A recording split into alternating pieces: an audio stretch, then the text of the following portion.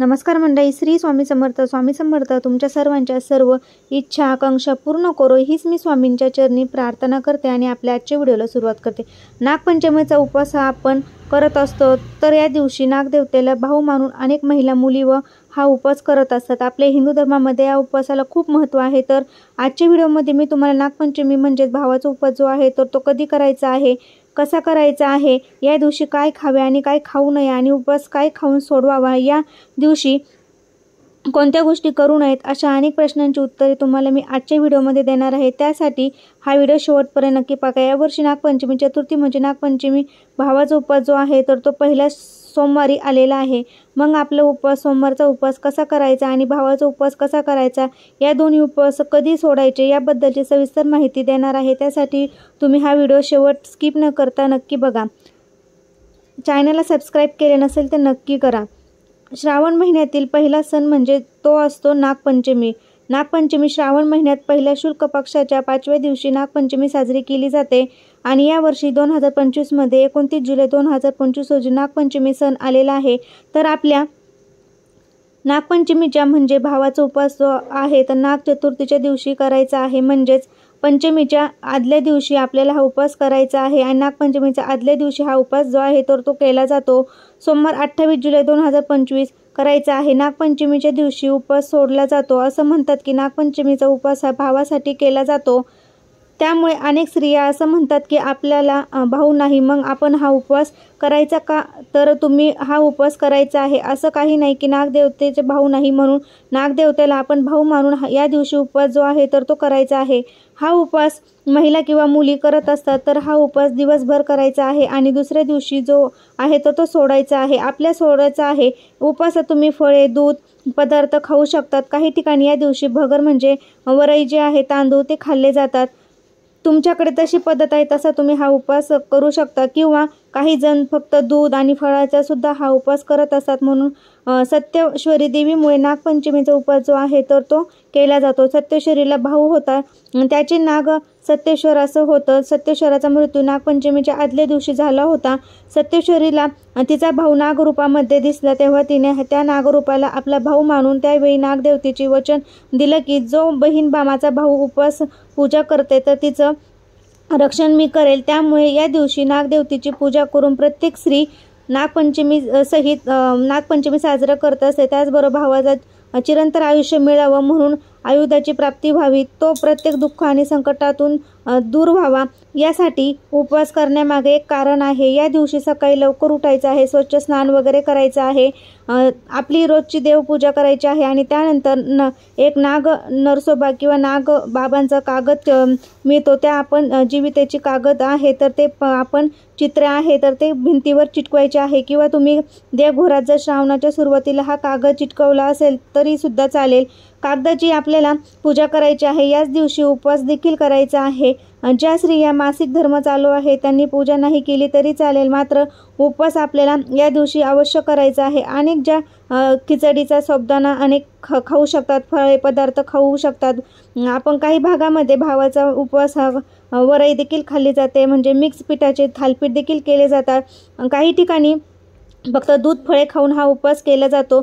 तर आपल्याला हा उपवास करायचा आहे. संध्याकाळी दोन्ही वेळेला आपल्याला हा फराळ खाऊन उपवास करायचा आहे. दुसऱ्या दिवशी आपल्याला नागपंचमीच्या दिवशी हा उपवास जो आहे तर तो सोडायचा आहे. नागपंचमी दिवशी अनेक जण तवा ठेवत नाही, कढई ठेवत नाही, म्हणजेच गॅसवरती तवा कढई ठेवत नाही, गरजेचे चुलीवरती काही ठेवत नाहीत, तापवत नाही, असे अनेक नियम पूर्वीपासून पाळत आलेले आहेत. जर तुम्ही देखील असं पाळत असाल तर तुम्ही देखील नागपंचमीच्या दिवशी पुरणाचे दिंडे किंवा कानवले बनवून उपवास देखील खाऊन उपवास सोडू शकता. थोडक्यात काही धोडाचे पदार्थ खाऊन उपवास सोडा. पण आता काळानुसार पद्धत देखील बदलली गेली आहे. आता एवढं कोणी पाळत नाही. हल्लीचे मुलं पुरण, दिंडे, कानवले, तापवले केलेले खात नाही. त्यामुळे अनेक ठिकाणी पुरणपोळी सुद्धा बनवली जाते. पुरणपोळी बनवली जाते. तुमच्या घरी बनवत असाल तर तुम्ही सुद्धा खाऊन उपवास सोडू शकता. शक्यतो उपवासाच्या दिवशी किंवा उपवास सोडताना तुम्हाला कांदा लसूण वापर करायचा नाही, कारण की कांदा लसूण तामसिक मानलं जातं. अनेक जण संपूर्ण श्रावण महिना कांदा लसूण वर्ज्य करतात, खात नाही. प्रत्येक श्रावणी सोमवारी किंवा काही अशा उपवासाच्या दिवशी सुद्धा हे कांदा लसूण पाळतात. तर तुमच्याकडे जशी पद्धत असेल तुम्ही हा उपवास करू शकता किंवा सोडू शकता. खात नसेल तर खायचा नाही. लसूण देखील खाल्ला जात नाही. गोडाधोडाचे पूर्वजांचे सात्विक पदार्थ खाऊन तुम्ही हा उपवास जो आहे तर तो सोडायचा आहे.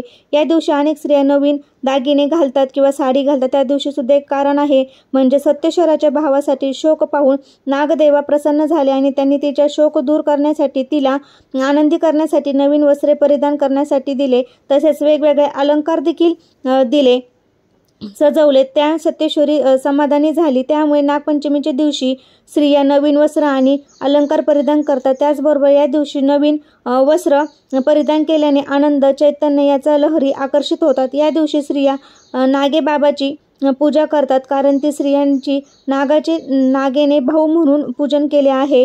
त्याच भावाचे आयुष्य वाढावे. नागपंचमीच्या दिवशी बहिणीची हाक ईश्वराच्या चरणी पोहोचली. त्यामुळे बहिणीने भावाचा उन्नतीसाठी ईश्वराला कळकळून आणि भावपूर्ण प्रार्थना करावी, समृद्धी, शांती द्यावी अशी सुद्धा मागणी केली आहे. तर या कथेमध्ये नागपंचमीच्या दिवशी भाजी कापणे, चिरणे, तळणे यासारखे शेतातील कोणतेही काम करणे, नांगरणे किंवा या दिवशी काही कामं शक्यतो वर्षभर केली जातात, पण या दिवशी करत नाही. आपल्याला हातून कोणती जीवितहानी होऊ नये या मागचे उद्देश आहे. या दिवशी शक्यतो नियमित आपण हे नेम आहे तर ते पाळायचे आहे. म्हणजेच 28 जुलै 2025 या दिवशी आपल्याला नागदेवतेसाठी जो उपवास आहे तर तो करायचा आहे. अनेक जण नागपंचमीच्या दिवशी वारुळाची देखील पूजा करतात किंवा काही जण त्या कागदाची पूजा, नरसोबाच्या कागदाची म्हणजेच जे ज्योतीचे चित्र आहे तर त्याची पूजा देखील करतात. उपवासाच्या दिवशी सुद्धा आपण ज्या पद्धतीने नागपंचमीची पूजा करतो त्या पद्धतीने तुम्हाला पूजा करायची आहे. दुसऱ्या दिवशी घोडाधोडाचे पदार्थ तुम्हाला हा उपवास जो आहे तर तो सोडायचा आहे. अगदी आनंदाने नागपंचमीचा सण साजरा करायचा आहे. तर यंदा नागपंचमी सण 29 जुलै 2025 रोजी आहे, मंगळवार आहे. त्या दिवशी तरी आपल्या नागपंचमी सण आपल्याला साजरा करायचा आहे. मात्र उपवास जो आहे तर तो भावाचा उपवास आपल्याला सोमवारी धरायचा आहे. म्हणजे श्रावणातील पहिल्या 28 जुलैला श्रावणी सोमवार आहे तर भावाचा उपवास धरायचा आहे. दुसऱ्या दिवशी मंगळवारी 29 जुलैला आपल्याला हा उपवास जो आहे तर तो सोडायचा आहे. गोडाधोडाचे पदार्थ खाऊन पुरणपोळी बनवून उपवास सोडायचा आहे. तर त्या श्रावणी सोमवारचा उपवास आहे आणि भावाचा उपवास देखील आहे. तर त्यांनी काय करायचं आहे बघा, दोन्ही उपवास एकत्रित आल्यामुळे तुमचे श्रावणी सोमवारचा आणि भावाचा एकत्रित उपवास आहे तर तो उपवास तुम्ही दुसऱ्या दिवशी गोडाचा एखादा पदार्थ खाऊन उपवास तुम्ही सोडायचा आहे. उपवास आपण श्रावणातील सोमवार आणि हा उपवास एकत्रित करून दुसऱ्या दिवशी सोडू शकतो, कारण की प्रत्येक जणाचा भावा आणि सोमवारचा उपवास हा आलेला आहे. प्रत्येक महिन्याने उपवास हा दुसऱ्या दिवशी सोडायचा आहे. फक्त श्रावणीचा उपवास आहे तर त्यांनी संध्याकाळी उपवास सोडायचा आहे किंवा भावाचा उपवास धरलेला आहे त्यांनी मंगळवारी उपवास सोडायचा आहे. तर अशा प्रकारे तुम्ही हे नेम पाळायचे आहे. या दिवशी नागपंचमीच्या दिवशी आपल्याला उपवास सोडायचा आहे. भावाचा उपवास ज्यांना नाही त्यांनी सोमवारी संध्याकाळी हा उपवास जो आहे तो सोडायचा आहे. शिवलिंगाची पूजा करायची आहे. दुसऱ्या दिवशी नागाची पूजा करायची आहे आणि आपल्याला उपवास जो आहे तर तो सोडायचा आहे. अशा प्रकारे आजच्या व्हिडिओमध्ये मी तुम्हाला संपूर्ण माहिती दिलेली आहे. व्हिडिओ कसा वाटला ते नक्की सांगा. चॅनलवरती नवीन असाल तर आपल्या चॅनलला नक्की सबस्क्राईब करा. श्री स्वामी समर्थ. धन्यवाद.